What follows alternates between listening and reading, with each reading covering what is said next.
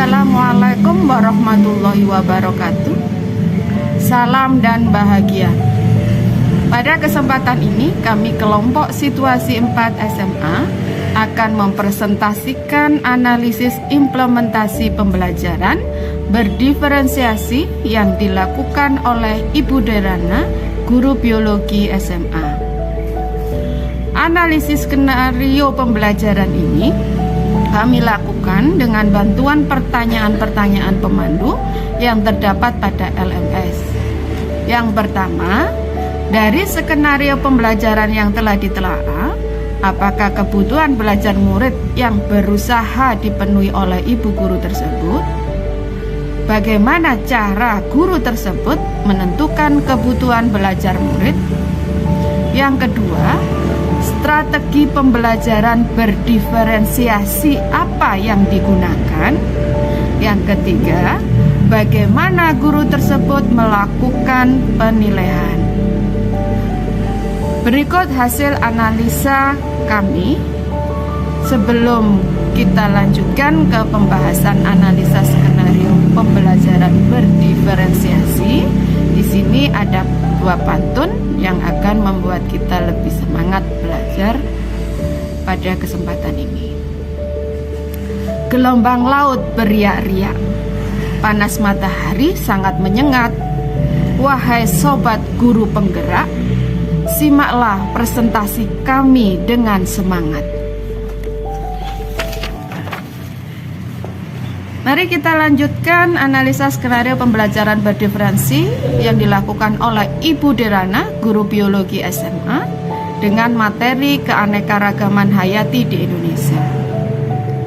Untuk analisa yang pertama, dengan pertanyaan dari skenario pembelajaran yang telah ditelaah, apakah kebutuhan belajar murid yang berusaha dipenuhi oleh guru tersebut?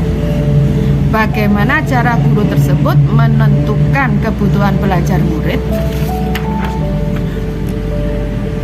Kebutuhan murid sudah dipenuhi oleh Ibu Derana, dimulai dari metode Ibu Derana memberikan materi dengan metode flip learning, di mana Ibu Derana sebelum pembelajaran di ruang Google Meet, Ibu Derana memberikan materi untuk dipelajari di aplikasi Google Classroom.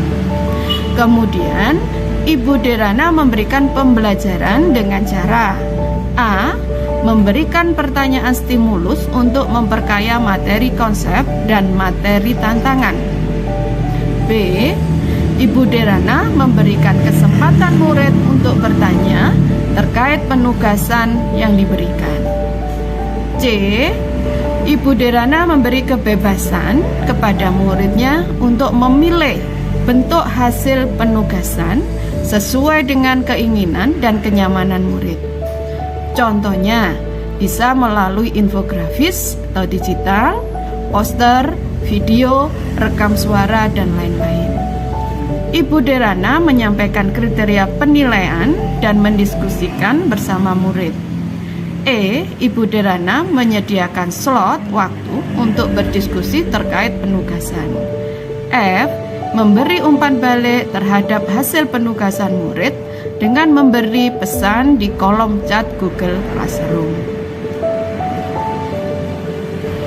Soal yang kedua, strategi pembelajaran berdiferensi apa yang digunakan? Jawabannya adalah strategi berdiferensiasi konten. Ibu Derana kemudian menggunakan metode flip learning dalam melaksanakan pembelajaran di kelas. Kemudian yang kedua, Ibu Derana juga menyediakan beberapa sumber belajar yang berkaitan dengan wilayah kritis keanekaragaman hayati di Indonesia. Sumber yang ia sediakan misalkan artikel dari koran, video-video keanekaragaman hayati, Greenpeace yang ia ambil dari internet. Ibu Derana memberikan murid tantangan untuk membuat paket info digital yang mengidentifikasi ancaman pada satu lokasi di wilayah Indonesia dengan membawa dampak negatif bagi 3 tingkatan keanekaragaman hayati sekaligus rekomendasi penanganannya. Kemudian yang kedua adalah berdiferensiasi proses. Ibu Derana telah menyiapkan paparan tentang materi keanekaragaman hayati yang dapat diakses secara mandiri oleh murid-muridnya. kemudian bekerja secara mandiri berdasarkan tenggat waktu yang telah disediakan. Diskusi yang Ibu Derana laksanakan dengan murid memastikan untuk setiap murid mendapatkan umpan balik dari teman-temannya. Kemudian yang ketiga adalah berdiferensi produk. Bentuk paket info digital pun bebas sesuai dengan kenyamanan murid, misalkan video singkat, poster digital, situs web, rekaman suara, dan lain sebagainya. Jawaban soal nomor 3. Ibu Derana melakukan penilaian dengan mekanisme kerja mandiri, analisis materi, ketepatan pengumpulan tugas produknya murid berdasarkan tenggat waktu yang telah disediakan oleh Ibu Derana. Refleksi presentasi ruang kolaborasi. Sebagai pendidik diharapkan mampu menyiapkan secara rinci mulai dari bahan pembelajaran, media pembelajaran yang akan diakses oleh murid untuk menggali informasi belajar yang akan diberikan oleh guru. Saat pelaksanaan pembelajaran, guru diharapkan memberi pertanyaan pemantik terlebih dahulu untuk menggali pemahaman konsep murid. Guru juga harus mampu memfasilitasi murid untuk aktif bertanya, mengikuti kegiatan pembelajaran, baik secara daring maupun secara luring. Guru diharapkan juga harus mampu memberikan kebebasan, kenyamanan murid untuk menghasilkan produk hasil belajarnya sesuai minat dan gaya belajarnya murid masing-masing.